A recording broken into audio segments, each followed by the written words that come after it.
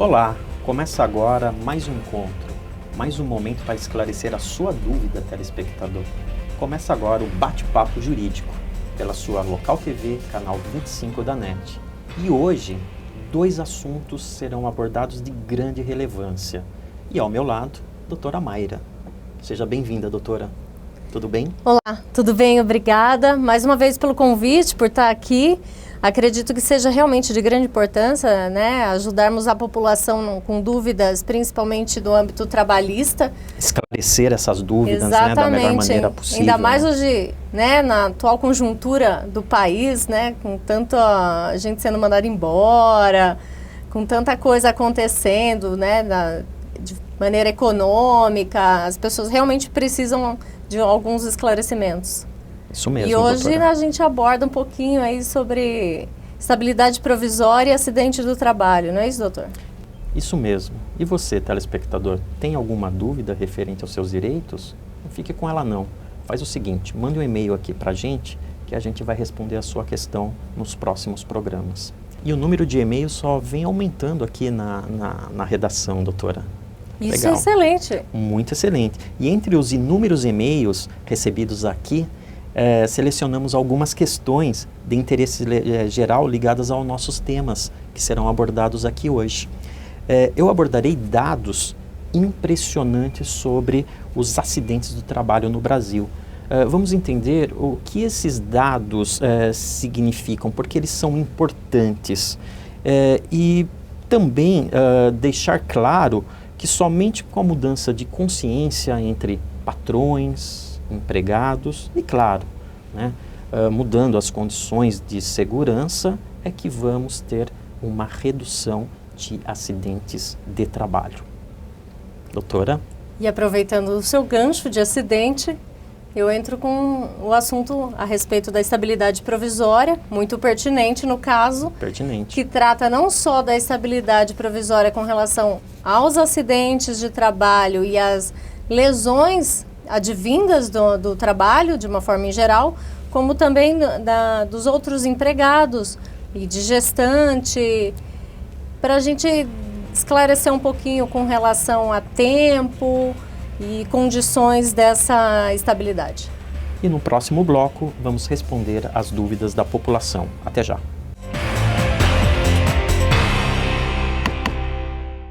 Bidu Casa e Acabamento. Agora em Santa Rosália, você encontra as principais marcas do mercado com atendimento de qualidade da Bidu Casa e Acabamento. Eliane Portinari, Lanzi, Delta, Via Rosa e com exclusividade em Sorocaba, a linha Elizabeth Exclusive.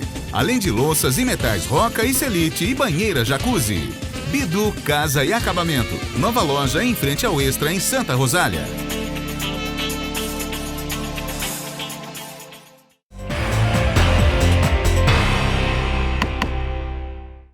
Estamos de volta com o programa Bate-Papo Jurídico. Você que está em casa e tem dúvidas sobre direitos, mande um e-mail para a gente, que nós iremos respondê-los. E agora nós vamos ao primeiro e-mail para o Dr. Paulo.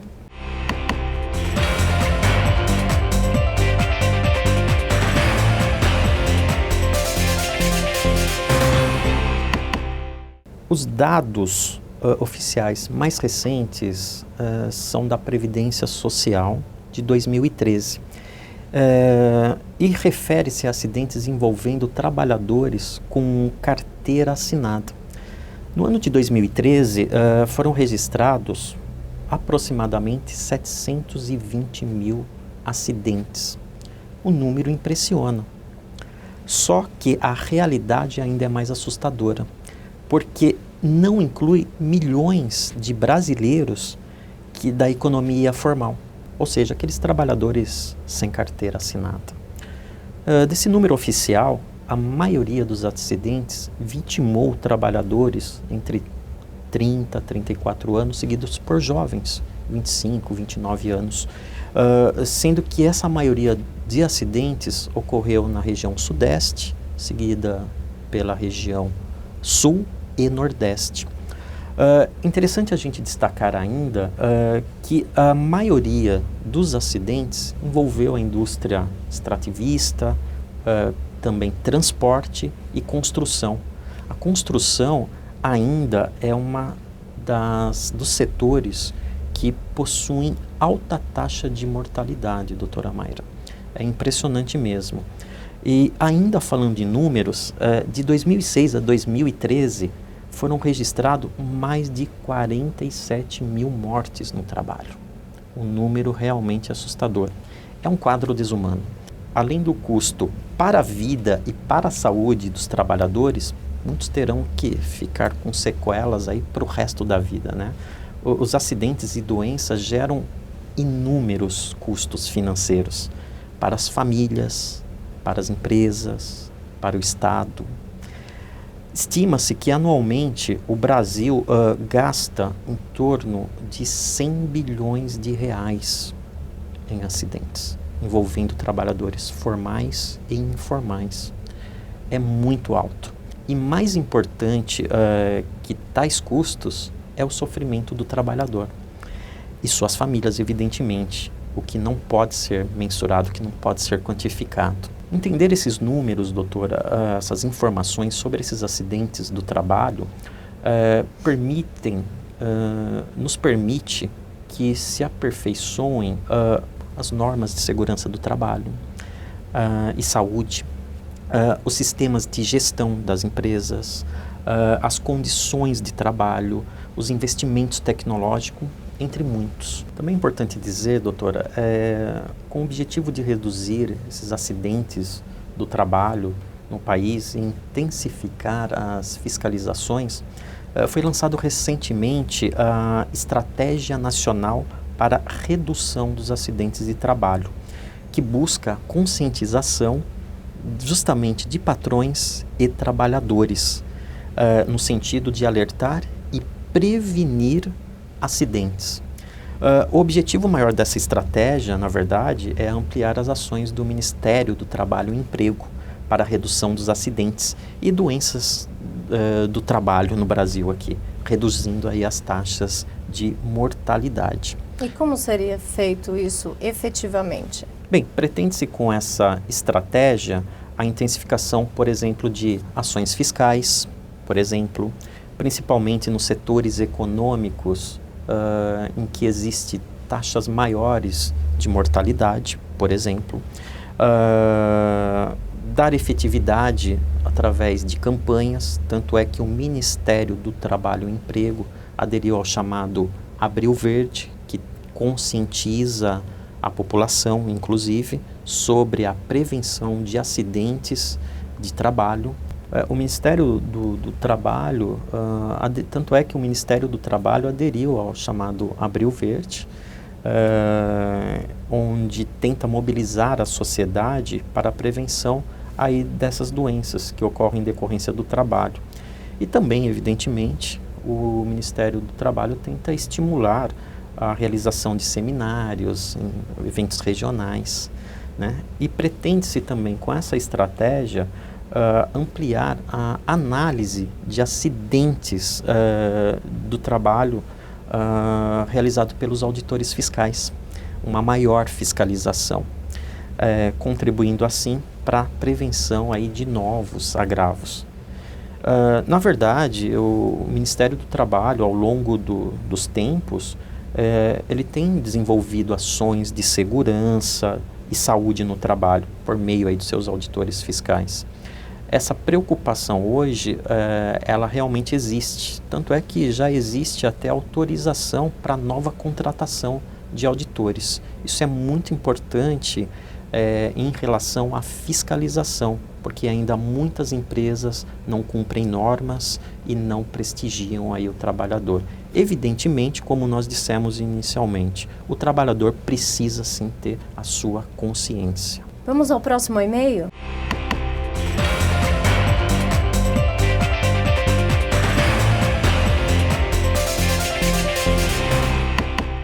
Sim. Ocorrendo o acidente ou identificando-se a doença do trabalho, independente de afastamento ou não, é obrigação do empregador emitir aí a CAT, que é a chamada Comunicação de Acidente do Trabalho, por parte do empregador. Caso o empregador não efetue a emissão desse documento, ele está sujeito a multas. Um dado curioso, só fazer um adendo aqui, doutora, é que ainda problemas relacionados à coluna, tendinites continuam sendo ainda as doenças relacionadas ao trabalho que mais afastam o trabalhador. E muitas empresas, equivocadamente, deixam de emitir a CAT quando verifica que não há necessidade do empregador se afastar por um período superior a 15 dias. Então, lê do engano. O fato de não haver afastamento ou este intervalo for inferior a 15 dias, não desobriga não a empresa ao cumprimento dessa legislação trabalhista. É obrigação da empresa efetuar a emissão desse documento, com o intuito de preservar a saúde do trabalhador, inclusive aquele acidente que aparentemente não gera nenhum prejuízo imediato. Qualquer evento sofrido pelo empregado, é importantíssimo que o empregador efetue a emissão dessa CAT, a comunicado desse acidente. E caso não cumprida, pode gerar na esfera judicial danos morais, materiais ao trabalhador. Mas só para esclarecer, problema de LER, problema de dores na coluna... Como hérnias de disco, escoliose. Exato. Também gera necessidade do CAT. É importantíssimo. Então, é importante nós frisarmos que o conceito de acidente do trabalho, ele inclui também as chamadas doenças do trabalho. Quando o empregador verifica a necessidade de abrir CAT no caso de doença do trabalho? Caso o trabalhador apresente problemas como dores e dificuldades de trabalhar, é o momento dele ser encaminhado ao médico ou procurar um médico e caso seja necessário, se afastar para o tratamento adequado. A partir do momento que o trabalhador tem o diagnóstico, a empresa já é obrigada a emitir essa CAT. Mas esse diagnóstico não precisa necessariamente ser feito pelo médico da empresa, pode ser feito por qualquer médico? Pode ser feito por qualquer médico. Normalmente, o empregador ele tem bastante resistência em efetuar essa CAT, que seria um documento importante para o trabalhador, onde geraria estabilidade, por exemplo, ou seja, ele teria garantias no emprego. É muito cômodo, às vezes, para o empregador não efetuar esse documento, já pensando que esse trabalhador pode dar um problema lá na frente. Ou seja, ele é marginalizado. Então, com a abertura da CAT, existe uma proteção. Ele não pode ser dispensado do trabalho. Temos mais uma pergunta para o Dr. Paulo. Vamos lá?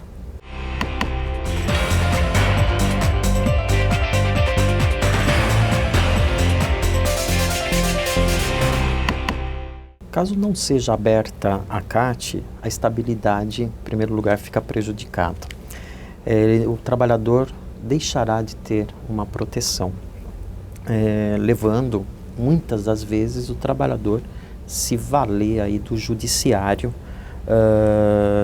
que a propósito aí pode levar anos. Havendo o acidente do trabalho, também aqui entendido como doença profissional, sem o preenchimento da CAT pela empresa, ou seja, caso o patrão não emita esse documento, comunicado de acidente do trabalho, podem formalizá-lo o próprio acidentado, os seus dependentes, a entidade sindical, o próprio médico que atendeu o acidentado, inclusive até a autoridade pública, como o próprio perito do INSS, quando da realização da perícia, que na verdade, na prática, não ocorre. Hoje, qualquer trabalhador que venha a ser acometido por um acidente do trabalho pode procurar um hospital e registrar formalmente esse acidente, independentemente da empresa fazê-lo ou não. Isto lhe dará todas as garantias advindas do acidente de trabalho, estabelecidas pela legislação, como a estabilidade que nós já falamos. não poderá ser dispensado, por exemplo, por um período mínimo de 12 meses. Então, isso é importantíssimo o trabalhador ficar atento.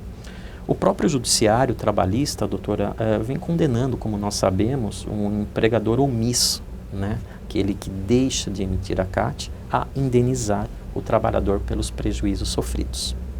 Temos uma última pergunta para o Dr. Paulo.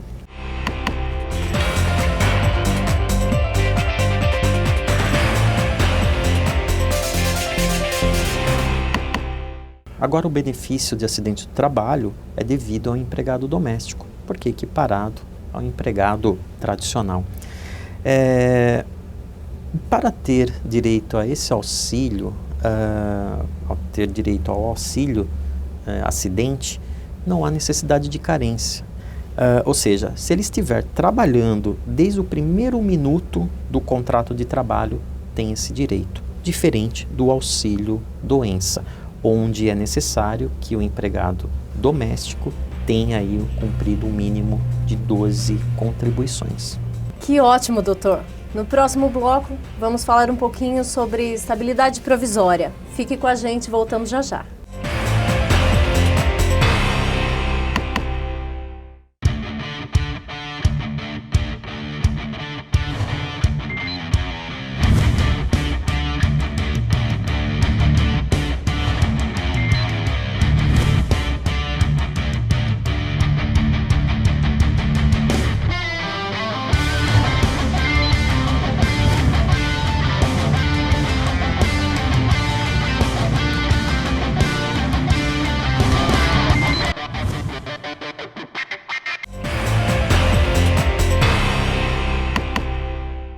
Estamos de volta com o programa Bate-Papo Jurídico.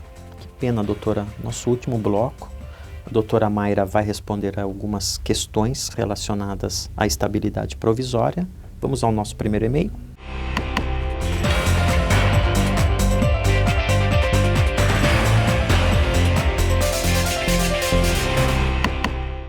Estabilidade provisória, aproveitando o gancho do assunto, doutor, de acidente do trabalho, é o período em que o empregado tem o seu emprego garantido, ele não podendo ser rescindido por mera deliberalidade do empregador, só podendo ocorrer em casos de força maior e justa causa. Quer dizer, o empregado tem garantido pelo menos 12 meses a título de estabilidade. Mas, por força de convenção coletiva, esse tempo pode ser dilatado. Para deixar bem claro, né, para as pessoas que estão nos assistindo, a força maior seriam casos inevitáveis, que o empregador, em momento algum, ele contribui, tanto direto ou indiretamente, para que ocorresse, exatamente, e a justa causa, que a nossa legislação prevê como desídia do empregado, a embriaguez habitual e no trabalho, o empregado divulgar segredos da empresa para terceiros, né, que não participam ali da relação empregatícia. Então, né, são algumas das modalidades que o empregador ele pode rescindir esse contrato, né? Do contrário, mesmo com a estabilidade. Mesmo com a estabilidade, mas do contrário isso não pode ocorrer. Continuando a pergunta, tem direito a essa estabilidade provisória os membros da CIPA, que eles têm essa estabilidade garantida a partir do momento em que eles fazem a candidatura, né, até um ano após o cumprimento do mandato. No mesmo caso, o dirigente sindical, que ele, mesmo quando suplente eleito, ele tem direito a essa estabilidade desde a inscrição da candidatura até um ano após o cumprimento do mandato. Os dirigentes de cooperativas, né, que são eleitos da mesma forma, desde da candidatura até um ano de cumprimento de mandato. Os empregados que sofrem acidente do trabalho, né, que nós já mencionamos exatamente, que aí eles têm no mínimo 12 meses após a cessação do recebimento do auxílio. A gestante, que também tem essa estabilidade desde o momento em que é confirmada a gestação até 5 meses após o parto. E as demais estabilidades que estão previstas nas convenções coletivas, né? Porque dependendo da categoria, elas têm umas peculiaridades. Então, alguns empregados têm direitos a estabilidades depois, a partir de um período, né, que eles estão próximos à aposentadoria, estabilidade com relação ao aviso prévio. Então, o empregado tem que se dirigir ao sindicato da categoria, né, principalmente aqueles empregados, né, que têm peculiaridades no exercício da sua atividade, para que eles saibam, né, desses direitos e eles possam ser observados e cumpridos. Importantíssimo, doutora. Bem, vamos para o próximo e-mail.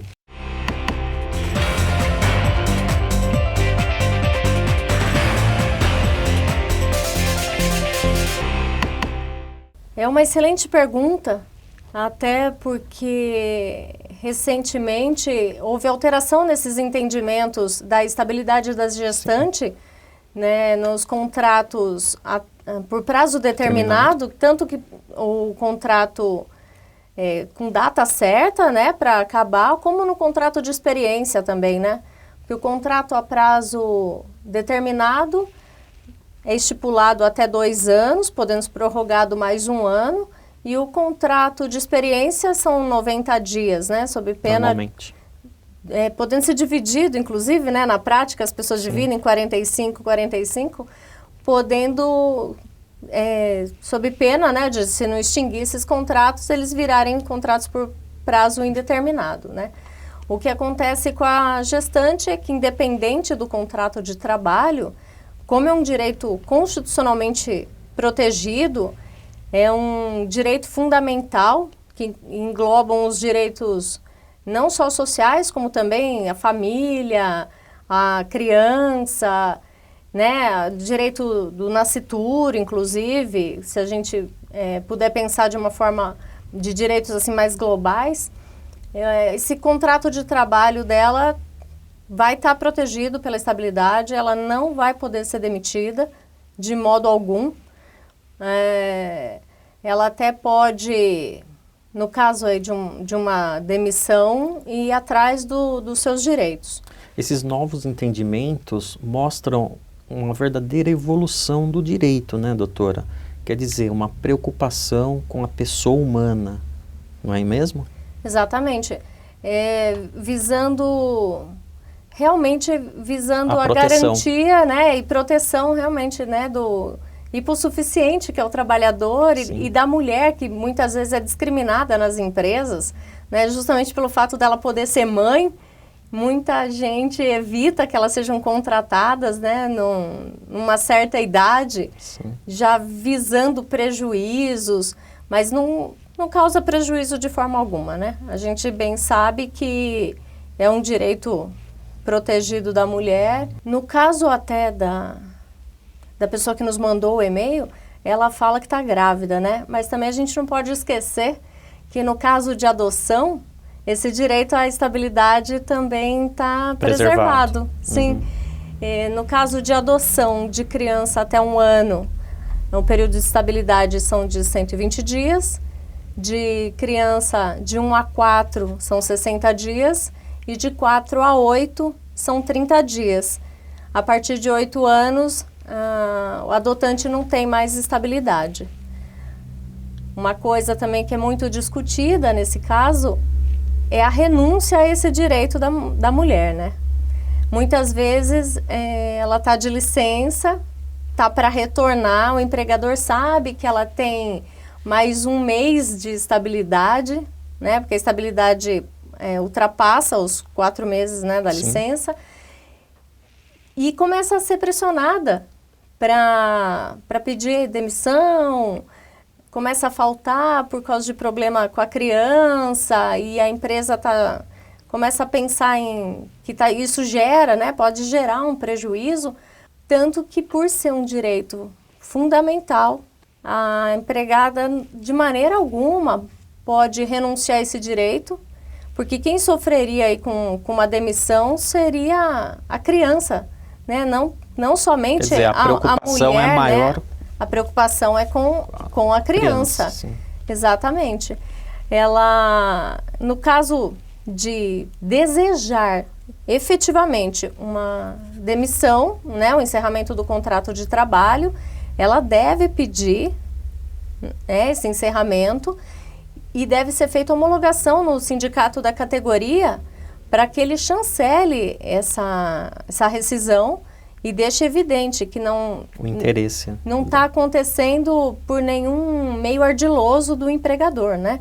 Que a mulher não está sendo coibida a pedir as contas só porque a criança fica doente de vez em quando e ela tem que se ausentar, né, do local de trabalho. Então, a chancela do sindicato é obrigatória para cumprir, inclusive, requisitos da nossa própria legislação trabalhista. Eu, particularmente, entendo que esse direito não deve ser de maneira nenhuma violado. A mulher deve esperar o período da estabilidade, né, para pedir a rescisão do contrato de trabalho, visando realmente a criança, né, não somente a si própria. Muito bem, interessante. E mais um e-mail.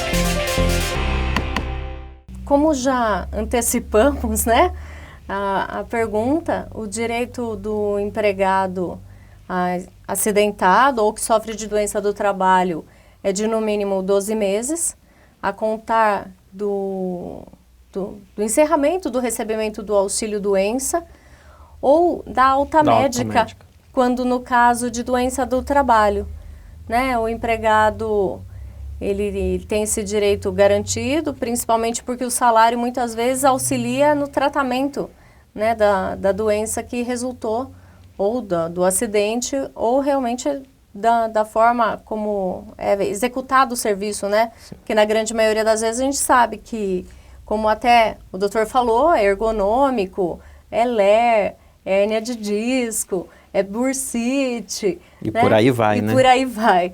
Então, para esses tratamentos, né, esse período de estabilidade é excelente, porque ele mantém não só o salário, como muitas vezes até outros benefícios da empresa, como o plano de saúde, que garante que ele tenha uma recuperação ou uma diminuição da sequela da lesão. Né? Evita aquela discriminação da volta dele ao emprego, onde ele é olhado de forma diferente, aquele trabalhador que pode trazer um prejuízo para a empresa, ele não vai produzir como antes, mas a estabilidade está garantida. A gente sabe que o preconceito existe, que muitas vezes ele tem que ser mudado de setor, ele tem que ser readaptado para outras funções, quando for o caso. Então, isso gera mesmo, né, um certo desconforto, tanto da empresa quanto do empregado. Tenho certeza que seus esclarecimentos foram muito importantes e pertinentes. Está terminando o bate-papo jurídico. Obrigado pela sua audiência e até o próximo programa.